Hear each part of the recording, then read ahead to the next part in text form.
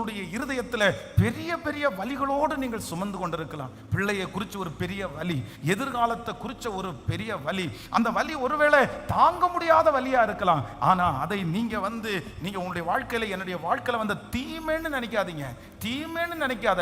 நமக்கு இந்த வலிக்கு பின்பாக ஆண்டவர் ஒரு பெரிய மகிமையை வைத்திருக்கிறார். இந்த வலி இருக்கிற வரைக்கும் நீங்க ஆண்டவரை விட்டு போக முடியாது. இந்த வலி இருக்கிற வரைக்கும் உங்களுக்கு பெருமைன்ற ஒண்ணு உங்களுடைய தலைக்கு மேல வராது. இந்த வலி இருக்கிற வரைக்கும் நீங்க ஆண்டவரை தேடிட்டே இருப்பீங்க. ஆண்டவரை தேடுவதற்காக தான் இந்த வலியை கர்த்தர் அனுமதித்திருக்கிறார்.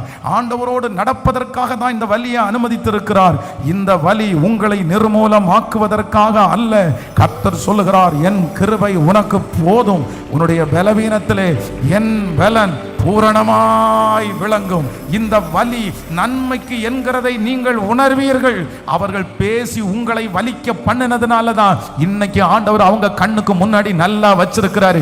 10 ஆண்டுகளுக்கு முன்பாக நீங்க கடந்து போன ஒரு வலியின் பாதை, யாருமே சுமக்க முடியாத அந்த வலி, ஆனா இன்றைக்கு உங்களுக்கு அது ஆசீர்வாதமாய் இருக்கும். ஆனால் இன்றைக்கு நீங்கள் சுமந்து கொண்டிருக்கிற அந்த வலி ஒரு நாள் உங்களுக்கு ஆசீர்வாதமாய் மாறப்போகிறது. குழந்தையை பெற்றெடு